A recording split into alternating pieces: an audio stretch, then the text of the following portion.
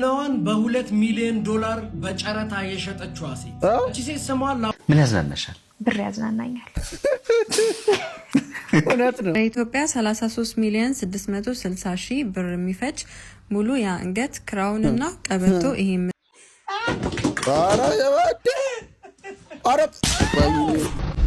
ጫት ስቅሙ ግን ለምንድነው ስራ የማትሰሩት? ለምንድነው ስፒሪቹዋል መንፈሳዊ ነገር የማታስቡበት? በጣም መጥፎ ነገር እንታይ ብሎ ይቀማመሳል። እሱ ቀምሶ የተወ ማነጋግባለት ግን ባይጣጣሙስ? አሁን ለምሳሌ እናነሳዋለን። ሰላም ጤና ይስጥልኝ የተከበራችሁ የተወደዳችሁ ቻናሌ ቤተሰቦች እንዲሁም አዲስ ሰዎች እንኳን በሰላም መጣችሁ። የእናንተ ዋይዲቶም ዛሬም ባበደ ቀውጤ ሪአክሽን ቪዲዮ ተመልሼ መጥቻለሁ። እናንተን ዘና ፈታ የሚያደርጉ የሚያስገርሙ ቁም ነገር የሚያስጨብጡ እንዲሁም ደግሞ አነጋጋሪ የሆኑ ቪዲዮችን ይዤላችሁ መጥቻለሁ። እስከ መጨረሻው አብራችሁን ቆዩ። እንደተለመደው ግን ሁላችሁም ላይክ እንድታደርጉ ጠይቃችኋለሁ። ለእናንተ ቀላል ነው። እኔ ስለሚጠቅመኝ ላይክ በማድረግ አበረታቱ። ሀሳብ አስተያየታችሁን በነፃነት ኮሜንት አድርጉልኝ። ለዚህ ቻናል አዲስ ሲሆናችሁ ቻናሉን ሰብስክራይብ ማድረጋችሁ እንዳትረሱ። ይመቻችሁ። ድንግልናዋን በ2 ሚሊዮን ዶላር ጨረታ የሸጠችው ሴት እቺ ሴት ስሟ ላውራ ትባላለች እና ገና 18 ዓመቷ ነው እና ወደ ሶሻል ሚዲያ ላይ ትመጣና ድንግልናዬን መሸጥ እፈልጋለሁ ስለዚህ ጨረታ አዘጋጅቻለሁ በማለት ሶሻል ሚዲያ ላይ የድንግልና ጨረታ ታዘጋጃለች እና በሚገርማችሁ ሁኔታ እጅግ በጣም ብዙ ወንዶች ነበር የተሳተፉት። ነገር ግን 3 ሰዎች እዚህ ጨረታ ላይ አንገት ለአንገት ይያያዛሉ። አንደኛው ከፍተኛ የዱባይ ባለሀብት ሲሆን ሁለተኛው ደግሞ በለንደን የሚኖር ከፍተኛ ፖለቲከኛ ነበረ። ሶስተኛው ደግሞ የሆሊውድ እጅግ በጣም ታዋቂ አክተር ነበረ። እነዚህ ሰዎች ጨረታው ላይ በጣም ቢፋጠጡም ነገር ግን በ2 ሚሊዮን ዶላር የሆሊውዱ አክተር የዚችን ሴት ድንግልና ገዝቶታል ማለት ነው። ልጅቷም ድንግልናዋን ከሸጠች በኋላ ኢንተርቪው በምታደርግበት ሰዓት ላይ በጣም ሃይማኖተኛ ሴት ነኝ ብላ ትናገራለች። እና መልሰው እንደዚህ ብለው ይጠይቋታል፣ ታዲያ አንቺ ያደረግሽው ነገር ከሃይማኖትሽ ጋር አይጋጭም እንዴ ብለው ሲጠይቋት አብዛኞቹ ሴቶች እኮ ዝም ብለው ድንግልናቸውን እየሰጡ ይገኛሉ፣ እኔ ቢያንስ ለወደፊቴ የሚጠቅመኝን ነገር ይዤበታለሁ ብላ መልሳለች። እናንተስ በዚህ ልጅ ሐሳብ ተስማማላችሁ? ሐሳባችሁን እስቲ ኮሜንት ላይ ይዛችሁ እስኪ እናንተ ምን ታስባላችሁ በዚህ ጉዳይ? ትክክል ላይ ያደረገችው 2 ሚሊዮን ዶላር ተሰጣት፣ ድንግልናዋን አሳልፋ ሰጠች። እንዴ የሰው ልጅ ከጅንጆሮ ነው የመጣው ተብለናል። ታዲያ አሁን መመለስ አይቻልም?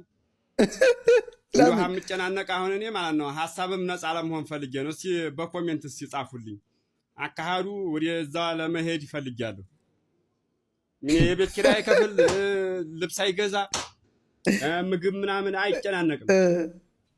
እስኪ እንደው ኮሜንት ላይ እስኪ እንደው አሳማኝ ነገር ሚስቱን በቃኝ ብሎ በፈታት በሳምንቱ አባቱ 50 ሚሊዮን ብር አውርሶ አቶ ባለኔን ሰማና ምን ብሎ ቢደውል ጥሩ? እሺ ካንቺ አርግሻለሁ። ሌላም ነገር ካለ ጨምርና አሳምናት። So what's cotton in Amharic?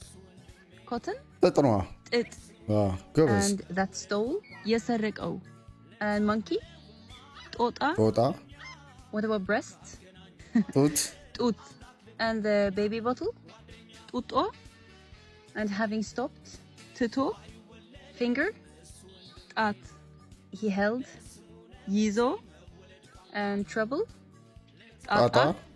And he drank. Tata. Tata. He brought. Amata. Okay, so how would you say the monkey that stole the cotton quit the breast and held his bottle with his finger, drank it, and also brought trouble? አትለውም ፈረንጅ የሰርቀው ጦጣ ጡት ትቶ ጡጦ በጣጡ ይዞ ጠጣ ጣጣ ማመጣ። ወይ ጉድ! እኛም ወይ ጉድ ብለናል። እንዴት እኔ አትለውም ብዬ ነበር። ቀጥታ አለችው። ገራገቷል ተለቆሯል ችግሯል ከቷል አይዞ ደምዷል። ከዚህ ቀጥሎ ማለት ነው ሪአክት ላደርግበት ሲሆን አይቼው በጣም የወደድኩት አንድ ቪዲዮ ያለ እስኪ እንመልከተው።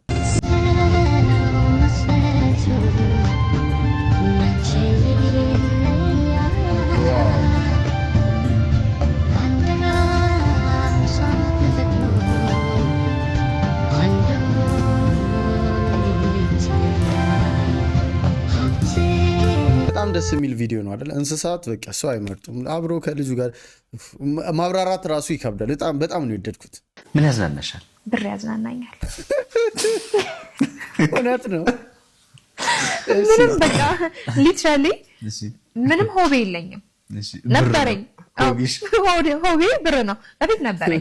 አሁን በፊት ጠይቀኝ ፊልም ማየት እልሃለሁ፣ ትራቨል ማድረግ እልሃለሁ። አሁን ላይ ግን ብር መስራት በቃ ብር በምንም ነገር ውስጥ የሆነ ነገር ስታወራኝ ልቃዥላ እችላለሁ። ብር በቃና ብር እና በቃ እሱ ነው ኢንትረስት የሚያደርገኝ ቢዝነሴ ከቢዝነሴ ስወጣ ቤተሰቤ፣ ከዛ ውጭ ምንም ኢንትረስት የለኝም። እውነታውን ነው አይደል? በቃ ብር ሆቢያችን ቢሆን ጥሩ ነው። ምክንያቱም ስራ እንሰራለና ብሩን ለማግኘት ስራ ይሰራል ምናምን ላይፍ ይቀየራል። አሪፍ ነው ሆቢሽ፣ ተመችቶኛል።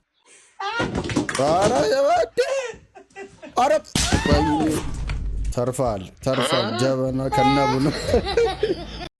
ጃኒ ካደጋው በኋላ ዛሬ ማቱ ሳዳጋ ነኝ። ማቱ አብሯት እንግዲህ መኪናቸው ሲገለበጥ አብሯት የነበረ ነው።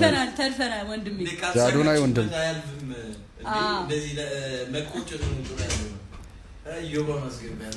እዮባ ባይዘው እሷም ነበረች፣ ከኋላ ነበረ እሱ እና እሱ ምንም አልሆነም፣ ተርፏል። እኔና ማቱ ነን ትንሽ የተጎዳ ነው፣ ግን ለበጎ ነው።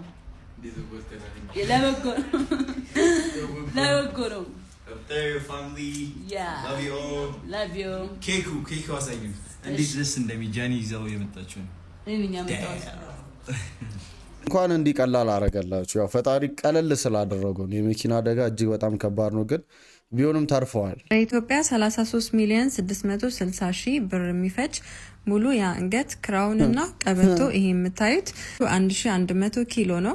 በድርሃም ደግሞ 660,000 ድርሃም ነው። እና የትም ሀገር የምትፈልጉ ሰዎች ልክ እንደዚህ አይነት ወርቅ በጣም የሚያማምሩ አሉ። 21 ካራት የባህሪ ነው። ይሄንን ያህል አማውንት አውጥታችሁ ገዝታችሁ በአመት ውስጥ ደግሞ ደብል ይሆናል። የዚህ ዋጋ ወደ 60 ሚሊዮን ከዛ በላይ ይገባል። የወርቅ ዋጋ በየጊዜው እየጨመረ ነው የሚሄደው። ስለዚህ ትርፋማ ያደርጋችኋል ማለት ነው። ይሄንን አስቀምጣችሁ ብራችሁን ኢንቨስት ማድረግ ትችላላችሁ። መግዛት የምትፈልጉ እንዳያመልጣችሁ በዚህ ቁጥር ኮንታክት አድርጉ። እናቴ ትቀልጃለች። 33 ሚሊዮን 400 ሺህ ብር ነው ያልሽው? እሺ ይገዛ፣ ተገዝቶ ሴት ሊቀመጥ ነው። ይሄ እኮ አደጋ ነው። ራስ ላይ አደጋ መጥራት ነው። ቤት ውስጥ ማስቀመጥ ራሱ ወይ የራሱ የሆነ አላቅም። ይሄ አደጋ መጥራት ነው። እኔ ማርያምን ግራ ግብት የሚለኝ ነገር ወይ ፎቆች ሲሰሩ እንደዚህ የሚያደርጉት ለምንድን ነው? መጨረሻ ላይ ሰራን ሰርፕራይዝ ፎቅ ምናምን ሊሉ ያው በእንትን አሁን ለዚህ ሁሉ በጀት ስንት ብር እንደሚበጁት አይ ምን አገባን እዚህ። እኔ ግን አይ ዶንት ቲንክ ላይክ ይሄ ለሰርፕራይዙ ብቻ አይደለም። እሱም አንደኛው ሪዝን ሊሆን ይችላል። ግን አሁን እኛ ከምንቀባጠር ማለት ነው ባለሙያዎች ካላችሁ ኮሜንት አድርጉልን ለምን እንደሆነ። አስገራሚ የተባለ መረጃ በዚህ ሰዓት ተሰምቷል። ሚስት የባሏን ብልት መቁረጧ ነው የተገለጸው። ኧረ እንደው ምን አይነት ጭካኔ ነው? ምን አይነት ዘመን ላይ ነው ግን ያለ ነው? ፍቅር ጭካኔ ብቻ እንደ ጭካኔ ብቻ ይገልጿል። ፍቅር አሁን አንቺ ከኔ ጋር እንደው አይበለውና ብትጣይ ባናደድሽ እንደው ቹቹ እንደኔ ጨክነሽ ትቆርጫለሽ? አይ ፍቅር እኔ እኮ የሞራል ነው የሚገርምሽ። አሁን ከዛሽ ላይ ብር አይቆረጣም። አንቺ ምን ጂንሽ ያረኝ እንጂ እኔ ወደገ መቼ ተንበርከክ ቀብረት የምታደርግልኝ እኔ ጫኔ ዋሴ ልጅ ነኝ አንቺ ምን በረከክ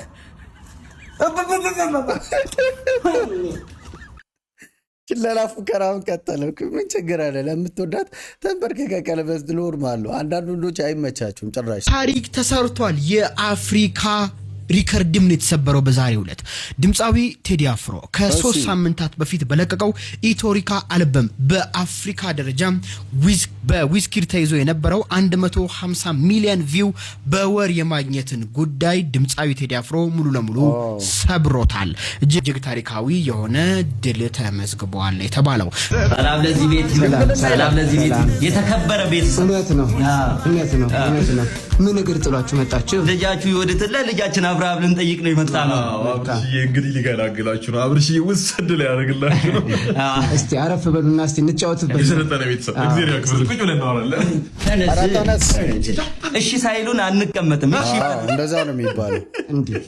እንዴት ማለት እጃችንን ስመው ግጥም አድርጎ ነው እንጂ የሚሰጡን። ይቀጥሉ እርሶ። እንግዲህ ልጃችንን ወዲህ ድንግላት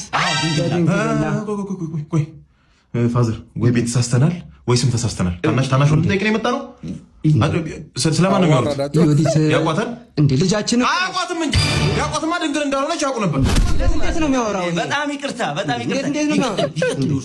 እንግዲህ ወርቅ ለወለደ ቤተሰብ ወርቅ ይገባል። እውነት ነው። ለእናትየው 40 ግራም፣ ለአባትየው ደግሞ 50 ግራም ባለ 24 ካራት ወርቅ። እንግዲህ በቃው ምንድነው የሚጨማለቁት? ልጁ እኮ ጓደኛ አብራደጌ እኮ ነው። አብርሽ እኮ ነው። አብርሽ እኮ ነው ጓደኛዬ። እንዴ አትሌት ቀነኒሳ በቀለ እኮ አይደለም ሙሽራው። ቀኑ ነው እንግዲህ ወርቅ በወርቅ ላይ ለብስ የሚችለው። ቀኑ ደግሞ ካገባ ቆይቷል። እውነት ነው። እንዴ ምንድነው 50 ግራም 24 ግራም ማቅለያ ነገር በዛ እኮ። ማቅለያ እስቲ የምትሉት ነገር ካለ ግራሙ በዛ ማቅለያ ካላችሁ ሽምግልና እኮ ነው የመጡት። ሊያስማሙ አይደል እንዴ? ሊያስጠጡ ነው። እዚህ ሊደረሙ ነው እንዴ? በደንብ ግጥም አድርጓል። ማቅለያ ምንድነው? ቦዲ ካውንት ምን ካውንት ቦዲ ካውንት እንግዲህ እሷ የምትለው 25 ፕላስ ነው። እኛ እንደናንተ ስግብግብ አይደለም። በ25 እንይዘዋለን። ከ50 ግራሙ ላይ 25 ይቀንሳሉ። 25 ደግሞ ለ24 ካራት ያከፍሉታል። የሚመጣውን ውጤት ወርቅ ይሰመጣል ማለት ነው። እስቲ አልገባኝ። እስቲ አንተን እኮ ብዙ ሰው ተኝታለች እያለ ምላሱ ትንሽ ምላሱ አይቀርሎትም። ወንዶች ማግባት የሌለባቸው 6 የሴት አይነቶች። አንደኛ ቀጭን ሴት። ቀጭን ሴት የተረገመች አሲዳም ነገረኛ ጨጣ ካላት ምንም ሰላም የላትም። እሷን እንዳታገባት። እሺ። ሁለተኛ ወፍራም ሴት። ወፍራም ሴት ዝም ብላ ቤት የጎደላትን አታስብ። ዝም ብላ አልጋው እስኪሰበር ድረስ 24 ሰዓት ተኝታ አንተን እያደከመች ማልመጥ ነው ስራው። እሷን እንዳታገባት። እሺ። ሶስተኛ ቀይ ሴት። ቀይ ሴት የተረገመች ነዝናዛ፣ ቀልቃላ፣ ነጭናጫ ምንም ባህሪ የሚባል የላትም። ምንም በሰላም አታኖርም። እሷንም እንዳታገባት። አራተኛ ጥቁር ሴት። ጥቁር ሴት የራሷን ድስት ጠርጋ መወሰብ ገልብጣ እየበላች አንተን በራም ነው የምትገኝ። ምንም በቃ ባሌ ይጎዳል ምንም አትልም። እሷንም እንዳታገባት። አምስተኛ ረጅም ሴት። ረጅም ሴት ስራ አትችል፣ ሰርታ አያምርባት፣ ዝም ብላ እንደ ወሎ ፈረስ ቆሞ ባና ሳምራ ቀውለል የነፋስ መጋር አጭር እንዳትልሽ ጭራሽ እንዳታገባት። ስድስተኛ አጭር ሴት። አጭር ሴት የተረገመች ኩርንችት እንደ ፈረንጅ ዶሮ ሞንደል እያለች ነገር ወዲያና ወዲህ እያወሳወሳ አንዱን ጋንጃን ብላ አስደፍታ ዓለም ተፈጸመ ብለህ ያኔ ትሞታል። የትኛዋን ነው ሪኮመንድ እያረክልን ያለው ብሮ? ሲመስለኝ ከከለር ጠይም፣ ከቁመት መካከለኛ ይሄ አለ አይደል? ይሄ መሀል ላይ ያሉትን ነው መሰለኝ። በጣም መጥፎ ነገር እንታይ ብሎ ይቀማመሳል። እሱ ቀምሶ የተወ ማን ያግባለት? ግን ባይጣጣሙስ? አሁን ለምሳሌ እናነሳዋለን። አለመጣጣም የመረረ እውነት ነው መልስልሽ። በጣም ከባድ ነገር ነው። ለመፍረስ በጣም ብዙ መንገድ ነው። ስለዚህ ከጋብቻ በፊት ካልተዋወቁ እንዴት ነው ጋብቻው ላይ ተስማምቶ የሚኖሩት? መቅዲ የመረረ እውነት ለሚያየውም ሰው ማለት ነው። ያ አለመጣጣም ማለት ከዚህ በፊት አገላብጦ የሚያውቅ ሰው ብቻ ነው መናገር የሚችለው። ሁለቱም ድንግል ከሆኑ አለመጣጣም የሚባል ነገር የለም። አለሱ ድንበሩ አራስ የተወደደ ፈርስት ኦፍ ኦል አልተመቸችኝ የሚለው ስንቷን አገላብጦ ነው። አይተሻል? እሷም እንደዛው ኖት ኦንሊ ወንድ ማለት ነው። ቀምሶ እንደ ሸንኮራ ቼክ ሊያረግ ካልተመቸችው ሊተው በማኪሳራ የህይወት እኮ ነው እዛ ጋር ያለው ክብሯን አታ። ስለዚህ ይኸውላችሁ እነዚህ አልተጣጣምንም አልጣፈጠችኝም ካለ ሰውየው አለሌ ነው። 4 ነጥብ። ግን ብዙ አይነት የጾታ ግንኙነት ውስጥ ሆነው ብዙ መንገድ አልፈው ደግሞ በአንድም ሆነ በሌላ መንገድ አብዛኛው ወደ ትዳር ይገባል። መቼም አንክድም፣ በንጽህና የገቡት እናከብራለን። ግን እኮ አልኮሽ እኮ አሁን እዚህ ጋር እንዳታጣይ ኦልሬዲ ቀምሶ ለመግባት አሰበስ ኦልሬዲ ላየው ደግሞ ይኸውልህ ንስሐ ገብቷል አይደል? ኦልሬዲ ገብቷል። መቅዲ ምን አስበሽ ነው? ተንጅ ማለት ሰውየው እኮ ሪያሊቲውን ነው ያወራው። እውነት እኮ ነው። ቃሉ ላይ የሚለው እሱ አይደል? ምንድነው ይሄ መጣጣም ምናምን? እኛ ሰው ልጅ በራሱ ያመጣው ነገር ነው ሲጀመር። በየትኛውም እምነት ቢኬድ እኮ በቃ አንድ ወንድና አንድ ሴት በድንግልና ይጋቡ ነው። ይህንን ነገር ለማስቀረት እኮ ነው። አሁን እንደ ቃሉ ሰው ቢኖር ኖሮ መጣጣም ምናምን የሚባል ነገር አይኖርም ነበር እኮ በቃ። ምክንያቱም እሷም አታውቅም እሱም አያውቅም፣ እዛው ሲገቡ ነው የሚያዩት። በቃ አለቀ በቃ። ያው በእርግጥ አሁን ላይ ያለው ሪያሊቲው እንደዛ አይደለም ነው። ምንድነው መኪና ላይ የምትታከከው? እንደ ቤት ወደዛውን ከመኪና አንቺ መኪና ነው በሰው መኪና እዚህ ቁልፍ ይበልጣል ነው የምትይው? ሽጉጥ አስረከበ። እሺ አባ እንትን መታወቂያን እንዲያቀብኝ እሷን ኮማንደር ነኝ እንዴ? አይሽ ፖሊስ ነኝ በየ አይሽዋ አንቺ ምን እዛው ተጋበልና ፖሊስ ጣቢያ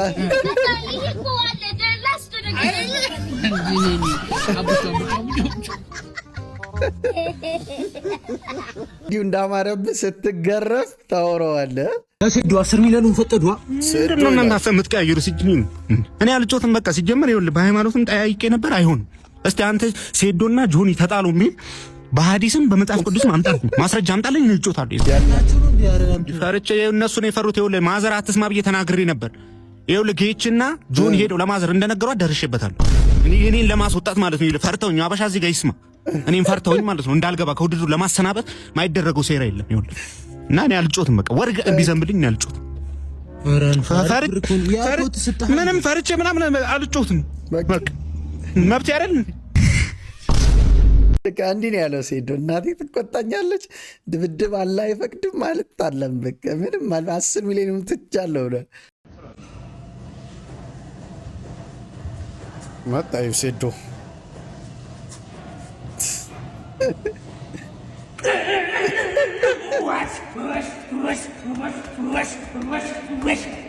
ያጠለው ሄደ እኮ ደንግጦ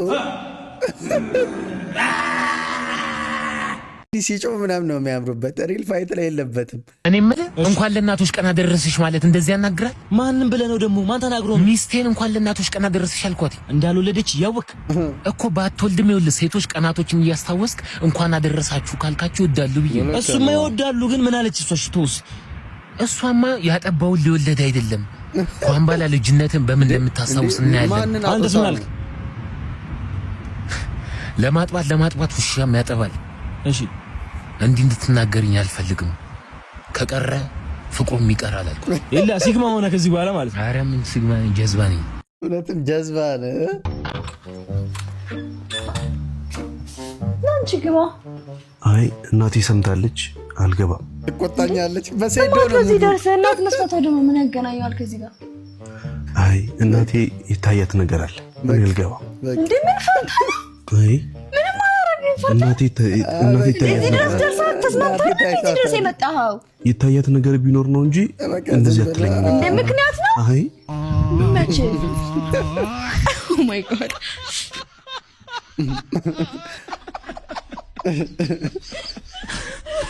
አይድሊ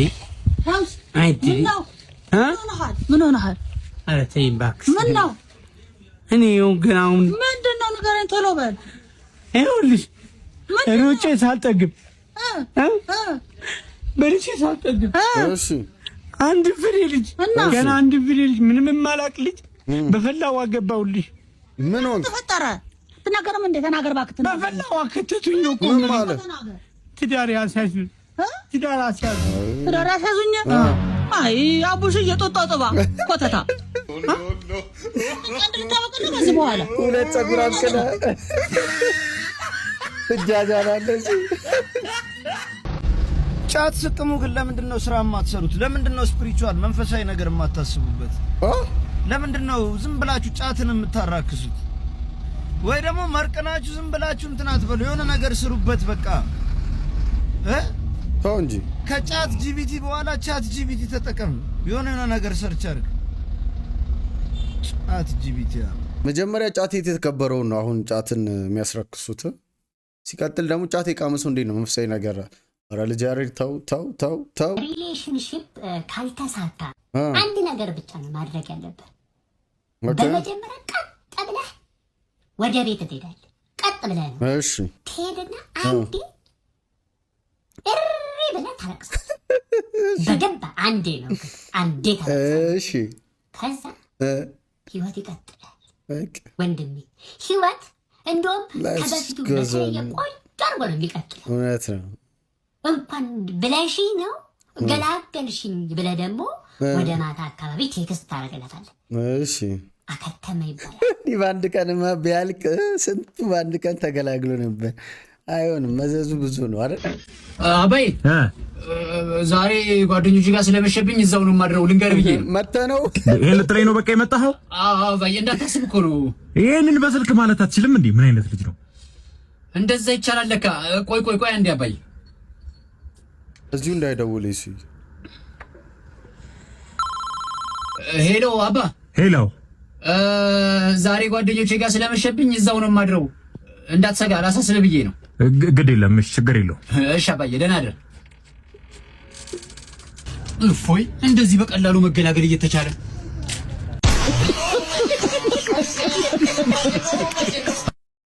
ወንድሜ ጫት ሊቃምከው ወይንስ ምንድነው? ምን አለ እንዲህ ሊያደርግ የሚችል ምንድነው? ማየኔ በነሽ ፈራሉ ሂጄና አለው እሺ አረማ በነሽ ነኝ ፈራለሁ ወይኔ ጉዲ ሂጄና አለው ምን ይሻለኛል? ምን ያፈርኩ እግዚአብሔርን አፈርኩ። ሽንት ቤት ፈርኩ።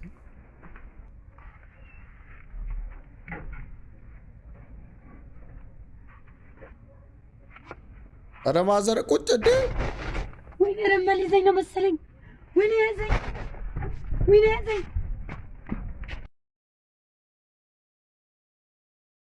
ገጠል አርቲስት ሄኖክ ወንድሙ ለፈረጃ ፊልም የከፈለው መስዋዕትነት በዚህ ብቻ ማየት በቂ ነው።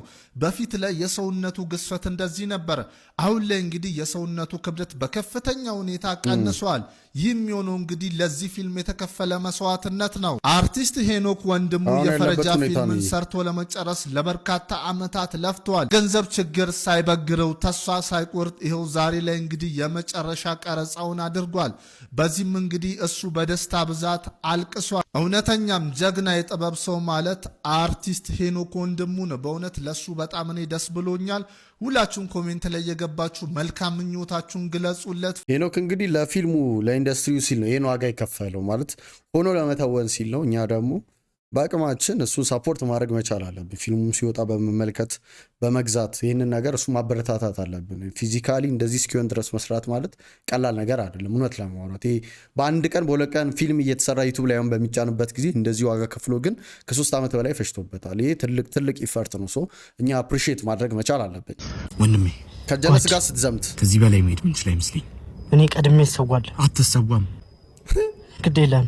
የእንግሊዝ ጦር ከዚህ በላይ ከገፋ ሁለታችንን አንጠልጥሎ ነው ይዞ የሚሄደው። አንተ እንድትሄድ አልፈቅድልህም፣ ያሰቃዩሃል። ሰማይን በደንብ እኔ ልጅ ነበር።